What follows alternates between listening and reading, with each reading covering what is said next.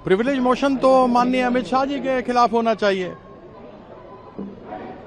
परिस्थिति ये है कि जो प्राइम मिनिस्टर को बिल प्रोड्यूस करना चाहिए था वह जितेंद्र सिंह ने किया, जो अमित शाह जी को करना था वो नित्यानंद राय ने किया। बड़े मियां तो बड़े मियां, छोटे मियां सुभान अल्लाह। तो प्रिविलेज मोशन किसी के खिलाफ ले आने से तो कुछ होता नहीं है ना। प्रश्न ये है कि ये अपनी मर्जी से पार्लियामेंट चलाते हैं, अपने मर्जी से जो चाहते हैं वो डिबेट तय करते हैं।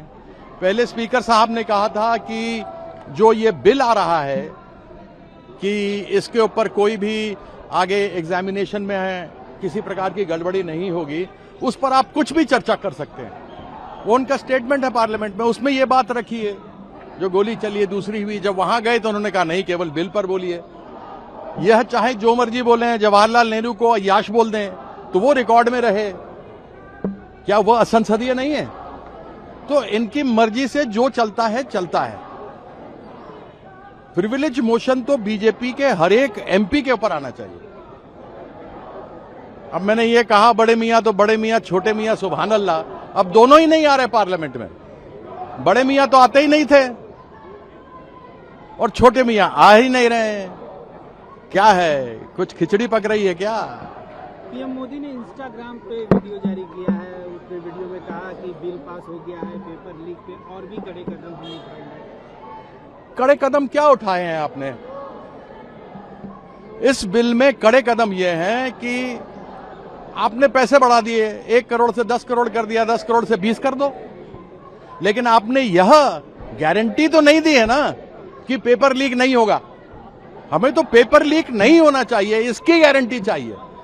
ये गारंटी तो ना बड़े मियां दे रहे हैं, ना छोटे मियां, और न ही बीजेपी, न ही ये सरकार। सर, 3 मुस्लिम सांसद जो है यूसुफ पठान, अबू तोहर खान और खलीलुर रहमान, ये तीनों जो है वो मंगल मिलन जो एनडीए की बैठक हुई थी उसमें नहीं पहुंचे थे, तो किस तरह से देखते क्या? मैं नहीं जानता हूं, ये तो उन तीनों से ही बात करनी पड़ेगी क्यों नहीं गए, यह उनके ऊपर है। मेरे ख्याल से 10 लोग नहीं गए थे मंगल मिलन में, उसमें केवल इन 3 को आप अलग करके हिंदू मुसलमान आप कब से बन गए?